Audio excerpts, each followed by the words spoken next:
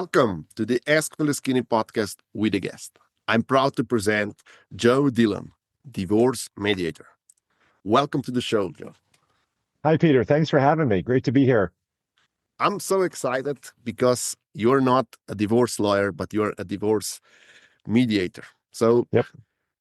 it's not always about getting a divorce as a solution to your midlife crisis. Would you be so kind and tell us more about yourself and what you do? Sure.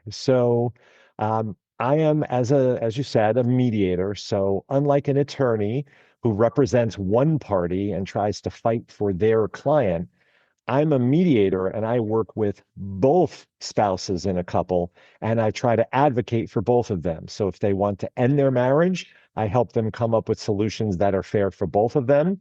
Sometimes we can also use the same techniques that we use to help people get a divorce to also help mediate their marriage. As we were just talking about before we jumped on here today, a lot of the times miscommunication is a major issue among couples. And so using those same skills, you can get people to understand their differences, learn to negotiate and operate within them. And so really for those who want to, move through the process, end their marriage, I will help them, do all the things they need to do, draft paperwork, resolve all the issues. But the whole big difference is that I work for both people no matter what. I'm looking for the best solution for them as a couple, as a family, their kids, as opposed to, say, lawyers who are really just trying to get the best outcome for their client, So I hope that makes sense. Okay, thank you for that. And I'll just start with the first question. Yeah. Should should we get um, divorced, or should we try to save our marriage? Because our Yeah. current society is all about this is not the right partner for you. You deserve better. Move Right. on. Find another one. It's like buying a new car. Okay, you Right. don't like the silver car anymore. Just buy a black one. Uh, Right. and I believe I'm more traditional or even conservative in that sense. Yeah. I believe marriage should be for life. And it's something we should work on. It's not just something we should purchase or Absolutely. get and then Yep. just get out of it when the model changes or Right. trends change. Yeah. Right. Exactly. Yeah. Yeah. Yeah. So, so I I would agree. like to Yeah. know what are your experiences? Which marriages are um, good enough to save, and when is it just so beyond that we cannot repair our relationships anymore, and we really have to move on? Yeah, that's a great question. And like you, I definitely believe in the same thing. It's odd that I'm a divorce mediator and I always feel like, well, I'm not pro-divorce, right? I'm anti-conflict. And if people are going to choose to end their marriage, I'm not going to try and change their minds per se if they've gone through the process and the steps that they've taken. And I'll talk about those in a moment. But I do think that, as you said, the car is a great example, right? There's a saying, right? You've probably heard the grass is always greener on the other side of the fence, right? It's like people think that things are going to be different. And a lot of times it's not the other person, it's you.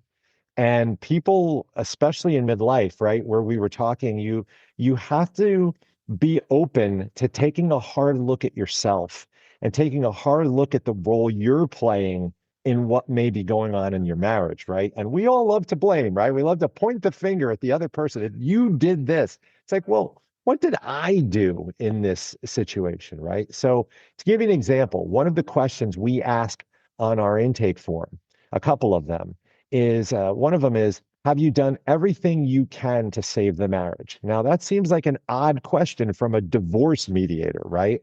But we really do want to know, are you just in a fight and you called us up and, like you said, I want to end this marriage? Or have you gone to counseling? Have you gone to marriage couples therapy? Have you done some work? Have you had conversations? Have you given this some thought? Right? And many people have. Right. So when we talk to people and we get an inkling from them, I'll ask them sometimes if I'm in an initial meeting with them, if I'm getting the sense that it might be something like the former, where there was just something that triggered them, say, hey, you guys, is there anything you can do to save this marriage, right? I mean, I'm always happy to lose a client, right? There's plenty of people who won't take the steps they need to fix their relationship. But if there is something, it's like, what? I'm always going to be here, right? I'll be here if and when you're ready, right? There's no pressure on my end, but we do ask them if they've done that. Now, there are situations where it can be difficult to come back from that. So, for example, we say domestic violence, right? There's physical abuse, if there's emotional abuse, even if there's what we call financial infidelity, right? Where someone is stealing money or, draining the bank accounts and things like that, or infidelity of the physical or emotional kind. Those are situations that are pretty hard to come back from because trust, of course, is a main driver in a relationship. And if that's broken by someone, then it's pretty difficult to repair. But a lot of times, you say to people, like, listen, you think it's going to be better, but you're the same you, right? You're going to be the same person who shows up in that next relationship. And you really have to ask yourself and me to ask them to say, you know, hey, have you done the work here? Have you taken the steps? If you have, sometimes we'll have people say, yes, we've gone through 5 marriage counselors and we've been unhappy for 10 years and X, Y, and Z's happened. It's like, well, okay, you've obviously tried to repair this and you don't seem to have the ability to do so, right? So yeah, so we don't like people who come to us as a snap judgment because they think it's just going to be better. Like yourself, I say like, hey, um, you at one point said, I love you, you love me, right? We're going to talk in front of our friends and family that this is our marriage, right? So is there any chance to get back to that? We always really do want people to think about that. And then if they do and they go through those steps and they go through that process, a lot of times it happens before they see us, then we just want to help them get through the process as peacefully as they can. So Okay, thank you for that. I have a question. I would like your take on it because in my retreats there often comes so the both spouses come to my retreat, yep. and what I teach them, and the retreats are extremely emotionally exhausting because we are working through traumas and we are working through Right. fears and grudges and stuff like that. So Right. Yep. a lot of time during the retreats there that this they get a bit not hard but a bit re-traumatized and stuff like that. So I'm trying to explain to both uh, that we choose partner that will help us address our traumas, our fears, and our Mm-hmm. grudges. Yep. So they are here to help us solve it. And Right.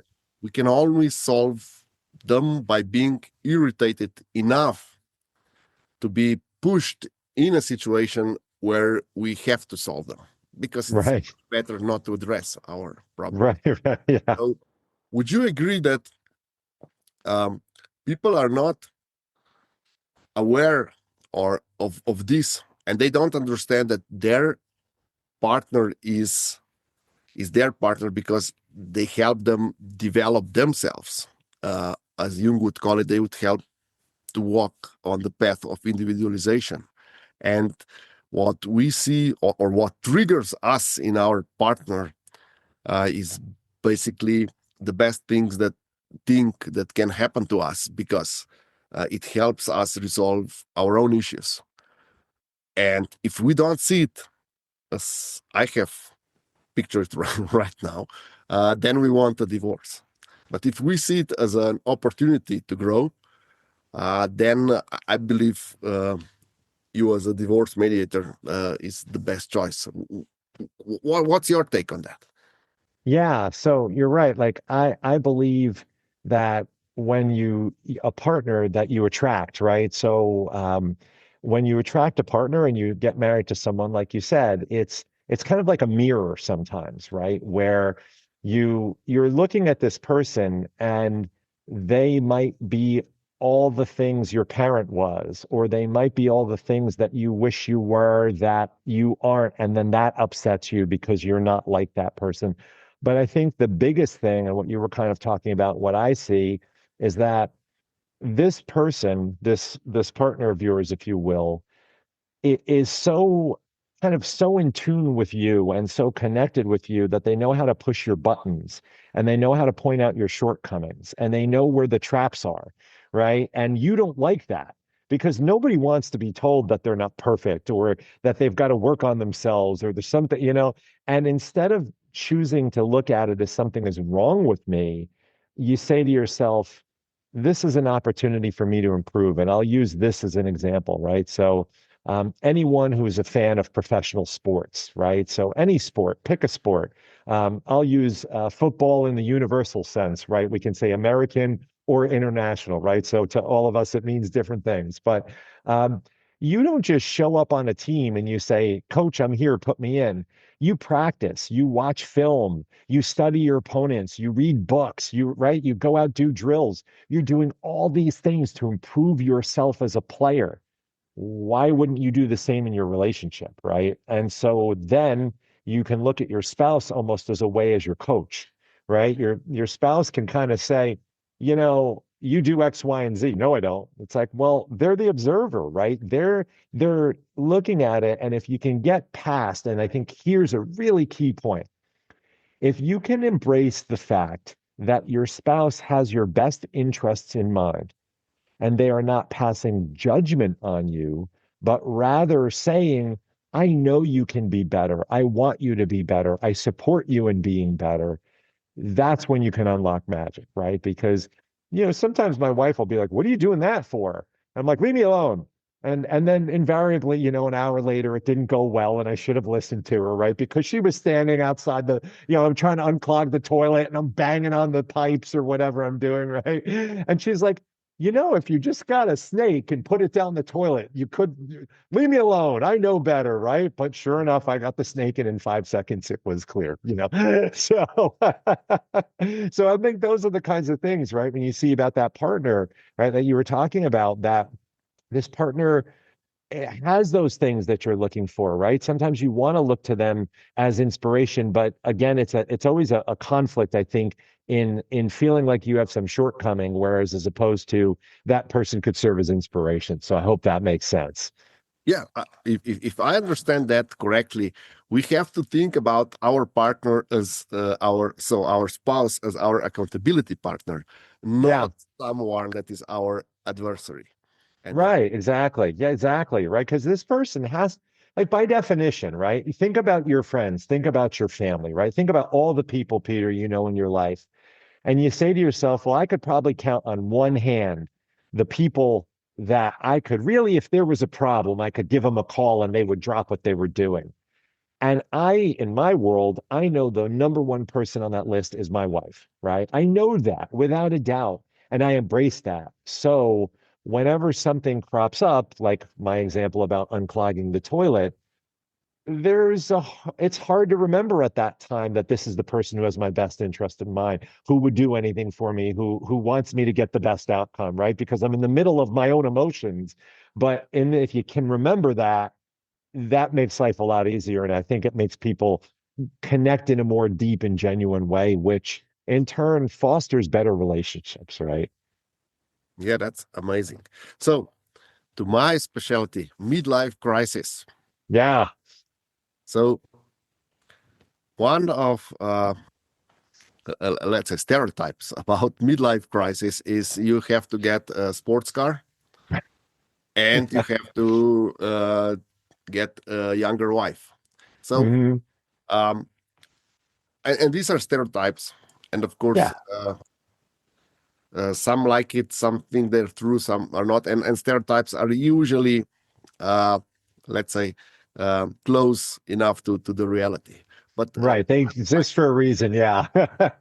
uh, but I would like to talk about is, um, would you say that midlife crisis is often um, just so the divorce is just an excuse for the lack of commitment to acknowledge that we are working with societal induced goals, or we have been working with that, and now we want to do what we want to do, And because of the frustration, because our goals or the goals that we have achieved and the goals that we want now are so much different, we are so frustrated that we're just taking it out on our spouse.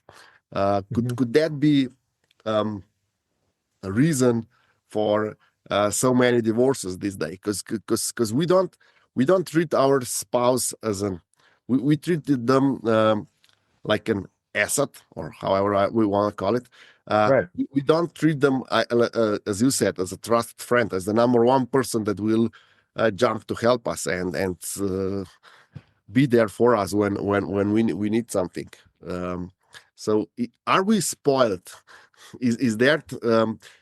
I don't know if the spoiled is the right word for it, but are we just so ungrateful for our spouses that help us in our life so much that we just want a divorce when something is not good a lot of times inside of us? Yeah. Yeah. And I want to bring up something you said, which I thought was brilliant, like goals. You said that as kind of a passing comment, but I think that to me is the main driver in midlife divorces. And here's why. When people get married, right? There's no rule book. I mean, there's a lot of books and a lot of things, you can read all these things, right? But nobody really knows you as a couple.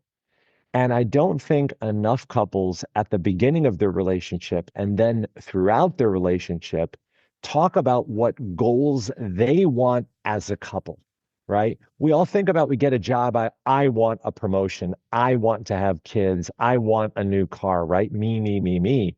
But as a couple, do you ever really sit down once a year and say, okay, do we want to continue living in this town or do we want to move to, Italy? Do we want, right? Nobody does that. Not too many people that I know of. Now, Cheryl and I, my wife, we tend to do that a bit. We say, okay, where do we want to be in 2, 3, 5 years, right? And I think by doing that, that keeps you closer tethered together. So as you're going through life and you're achieving goals and you're adjusting, now you reach your, say, I'll call it mid 50s, right? Kind of midlife, so to speak, 50 or so. And you say, well, gee, have we achieved our goals? What are the goals that we've now set for ourselves moving forward? And you feel more of a kinship, right? More of a partnership. When each of us is pursuing individual goals, what happens? The relationship goes like this, right? You can kind of, my arms are going off the screen, I'm sure, because we're just moving further away from each other. Whereas if we have goals, shared goals, we might be doing it like this, right? We'll get a little further, but we always come back. A little further, always come back. And I think that's a key driver of it because, like you said, then you get to this place where if you're just on your own journey, you A, forget about the role your spouse played in your life and getting you there. And B, if you didn't achieve all your goals, and this happened to a very dear friend of mine, and I believe it's the reason for their divorce, is this individual, they were really career driven and they didn't attain the level of promotion that they had wanted. And I really think that they got so angry about it and they were so upset about it that that made them unhappy with themselves. And then they in turn took that out on everyone else. They drove their spouse away and their spouse finally just had enough and said, I don't need to take this from you anymore. And so, that happens a lot when if we don't achieve our individual goals, we get frustrated and we do that. So I do think that bringing that full circle is that goals to me and staying in regular communication, whether it's about where do we want to live? Where do we want to go on vacation? How much do we want to save? What does our budget look like? All those things that make you a couple, you need to continue to do. If you don't, then you wind up in an office like mine where it's like you're just perfect strangers, right? And a lot of our people, I'll tell you, they're perfectly lovely people and they're so nice to each other. They're really very respectful, but they just don't know each other anymore. They're perfect strangers and I guess at that point just feel like, well, I don't really know you. We'll just get a divorce. I'll go find somebody else to get close to. And in some cases, it's like, well, why don't you just try to relearn who your spouse is? Right? Go on a retreat, go do the work, do the hard stuff because you never know. You might rediscover something about that person and who they've become that you didn't know, right? And then it's like, well, this is like a new relationship, so why not, right? So, but I do think what you said when you talk about midlife, I think it's a feeling of personal failure, whether that's individually or like you said, you're looking at your spouse and they're not who you thought you wanted them to be, instead of recognizing, hey, I love them for who they are, even though I don't really understand them half the time, but that, but isn't that the absurdity of life, right? That we're all on this planet and one day we won't be. And so I don't know about you, but I'm just going to try to enjoy every single day I can, because, every day above ground is a good day, right? So that's kind of how I look at it. So Yeah, thank you for all these amazing insights, but I will not let you go before you give us one more insight yeah, from the divorce mediator. So, when we see that we have, let's call it cracks in our marriage, that things are not going the way they used to be, or we wanted or imagined to be, right. where should we start and try to find the middle ground? What is the point where we need to find the middle ground, and where should we start building or rebuilding our relationships from? I would like you to share your experience Yeah. from a successful marriage that you helped save. Yeah. So I'd say it starts with you, right? Here, because a lot of times now my background also is in negotiation, right? So I'm a professional negotiator. That's where a lot of my training lies. And when you think about, negotiations, if you've ever seen like a movie or a TV show with like the hostage negotiation, right? Where the people are locked up in the bank, the hostage negotiator on the phone isn't saying, I can't believe you people did this. You're holding those people against their will. They're not doing that. That's not going to help, right? They're trying to connect with them. They're saying, "Hey, yeah, this must be really hard on you. I can totally understand why this happened." They're just trying to make that connection. But in order to do that, you notice the difference in language. It's not pointing the finger that you did this, right? It's more about me. And so I think going and doing work on yourself, whether it's with a coach, with a therapist, however you choose to do this, to say, how can I more lovingly and effectively communicate? And a lot of that comes from saying I statements versus you statements, right? And so, to your question, for example, instead of you never do this, like your spouse, you never make dinner. Instead, maybe it's try, I know you're very busy. It would really mean a lot to me if we could make dinner together, or it would really mean a lot to me if maybe could once a week, perhaps, could you find time to make dinner for us? You see how you're shifting the language, right? And I think language is a powerful tool and it's a powerful weapon. And so when we talk about marriages, right, it's that breakthrough moment and what you and I do professionally, right? That's what we're looking for. We're looking for that moment where the other spouse is quiet and there's a lot of yelling, and then then both the parties are quiet, and the other one looks at the other one as like, I never knew you felt like that, right? And that's the moment you're like, aha, right? And that's really where it comes from, someone being able to express themselves and someone to being able to really genuinely hear. And I think to answer your question specifically, it really comes down with the very first thing is acknowledging that things are not okay and that not you, I had a role in that happening. However, I am committed to trying to change that and fix that. And not putting any pressure on yourself. If it works out, great. If it doesn't, great. But I want you to know that I recognize my role in this relationship or in this argument or this issue, and I want to do something to address it. And then the couple can either try themselves, or as I say, look, we're not born with these skills. That's fine. There's professionals. There's people who go to school for decades for this. Go get help, right? There's no shame in that. Learn how to communicate, learn those skills, really practice them, really embrace them. and you'd be surprised at how far you can come. And regardless, even if you do wind up getting a divorce, right? I tell people if you've got kids, guess what? You're going to be talking to each other pretty much every day anyway. So you might as well at least learn how to communicate effectively with each other, right? So that's what I think. I think it starts with yourself.